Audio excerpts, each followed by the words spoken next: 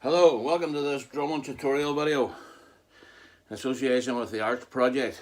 Today we're going to talk about bongo drums.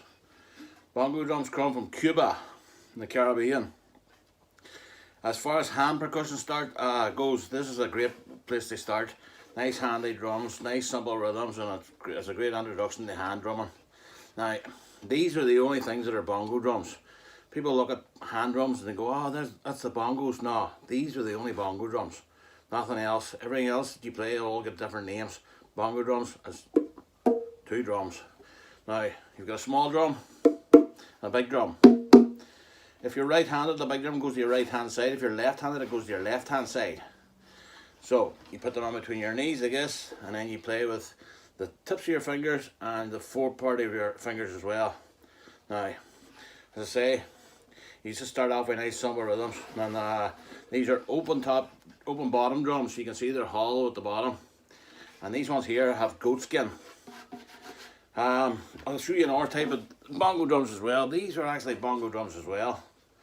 These are known as bongo cajon, so it's a mixture between the cajon, which is a drum that you sit on top of and play with your hands in between your knees, and they're a mix between the bongos as well.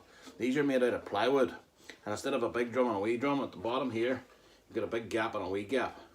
So the wee gap represents your wee drum and the big gap represents your big drum, but they're played exactly the same way in between your legs.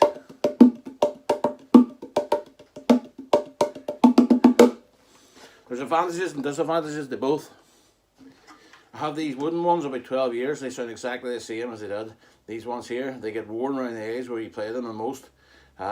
These have had to be reskinned before, so these will wear and tear and they'll need maintenance. Also at the bottom of these is a tuning mechanism, so you can make them tighter or looser depending on what sort of sound you're looking for. There's no tuning in these ones at all. They sound like this all the time, so it's whatever you prefer. I know sometimes these here are handy because they're quieter if you don't want to make too much noise. With bongo drums, as I say, it's a great starter drum, so you can just start off with nice simple wee rhythms. So if we start off this rhythm with this one beat on your left, so we're going to go with your fingers. That'll give us a type of pulse.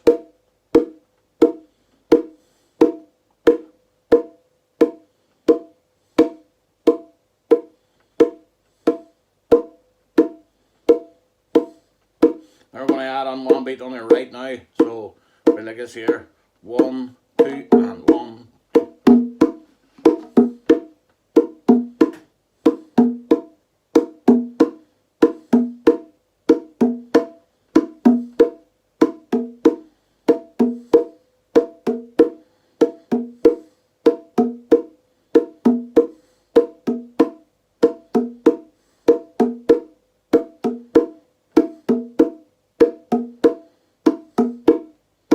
We'll add another beat on your left.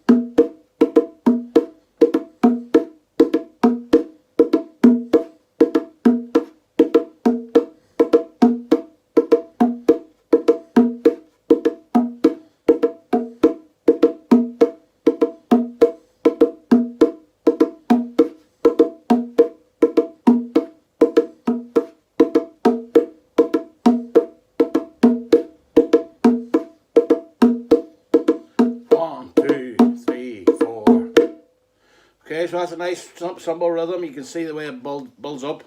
Another way of using these starter rhythms is by saying wee phrases and saying things out loud, like wee rhymes that you use in other types of drumming as well. So another nice easy one to remember is Coke and packet of crisps. So Coke and packet of crisps. The only beat you're playing on your right is Coke and packet of crisps. So Coke and packet of crisps. Coke and packet of crisps.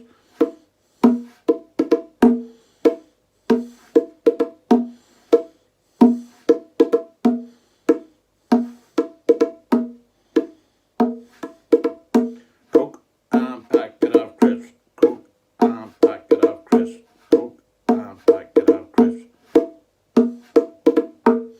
I'm sure there's other more healthy snacks available as well. So if you just want to add on an extra beat, then you can go Coke and packet of crisps and Coke and packet of crisps.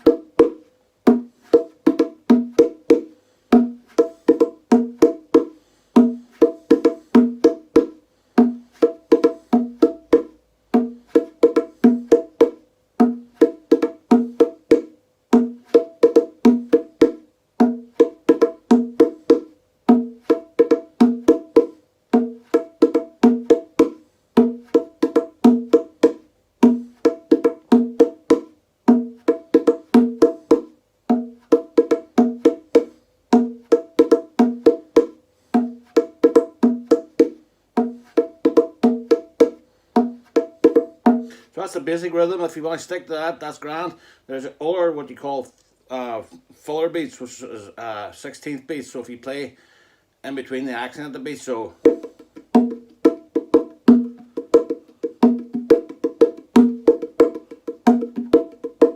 still accenting the same beats, still accenting them beats.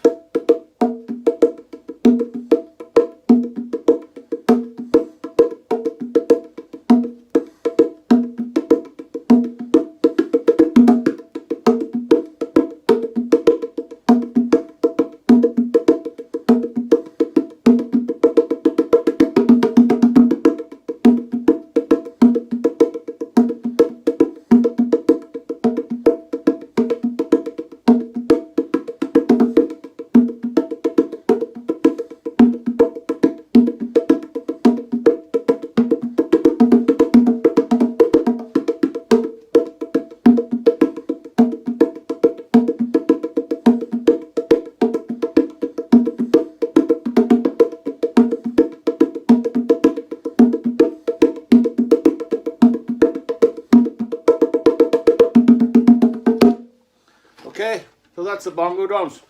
They're pretty easily accessible as well. You pick up these up on any music store, and you can get like a decent set for about £30–40. The beauty about these two is you don't actually need them drums. You can play them on your knees if you're just learning.